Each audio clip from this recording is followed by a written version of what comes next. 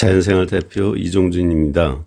오늘은 호흡기 건강에 좋은 가습기는 무엇인가 라는 제목으로 말씀을 드리겠습니다. 작년 이맘때 데일리뉴스 최덕수 기자는 만성비염과 코막힘, 가습기가 도움될까라는 제목으로 보도했습니다. 주요 내용은 날이 추워지면 더욱 기승을 부리는 비염 증상에 가장 많이 효과를 보고 있다는 노하우는 습도라고 하면서 실내 습도를 촉촉히 하기 위해 가습기를 어떻게 사용할 것인가를 알려주었습니다. 즉 방마다 가습기를 하나씩 설치하라고 권했습니다. 건조하거나 습도가 높은 공기는 호흡기 건강뿐 아니라 우리 몸의 건강에 도움이 될 게 하나도 없고 신체의 저항력과 면역력을 감소시켜서 오히려 큰 위험을 겪기도 합니다.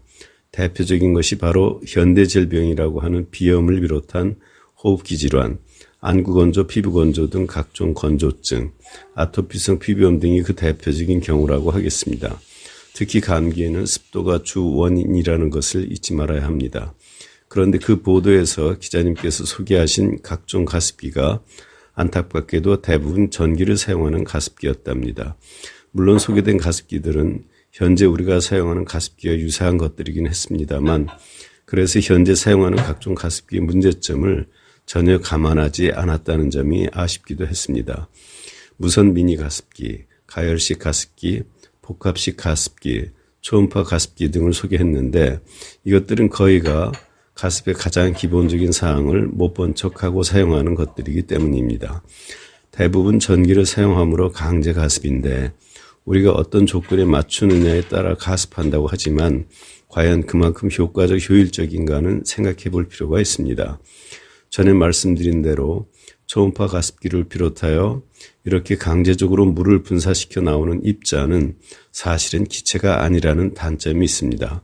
하얗게 보이는 것은 말씀드렸던 대로 아무리 작아도 물 분자가 5,000개 이상이 뭉친 물방울이기 때문에 기화되어 습도를 높이는 기체 물입자가 되기 위해서는 그 5,000개 물입자들이 증발되어야 하기 때문입니다.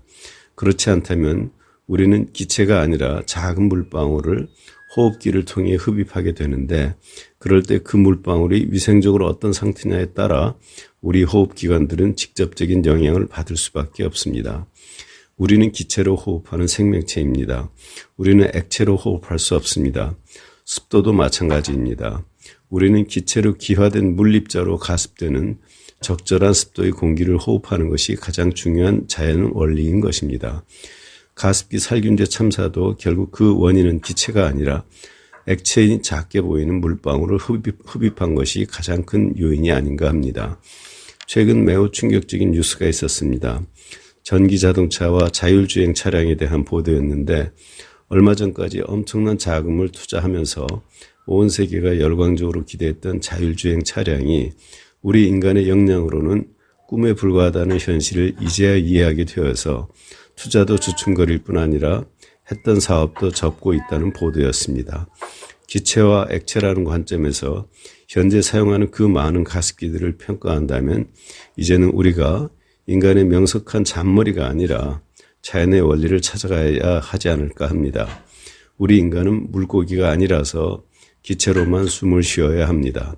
건강 습도를 제공하는 공기로 숨 쉴 때 우리의 호흡 건강은 몸을 더욱 건강하고 강건하게 하는데 가장 중요한 기능을 할 것이 틀림없습니다.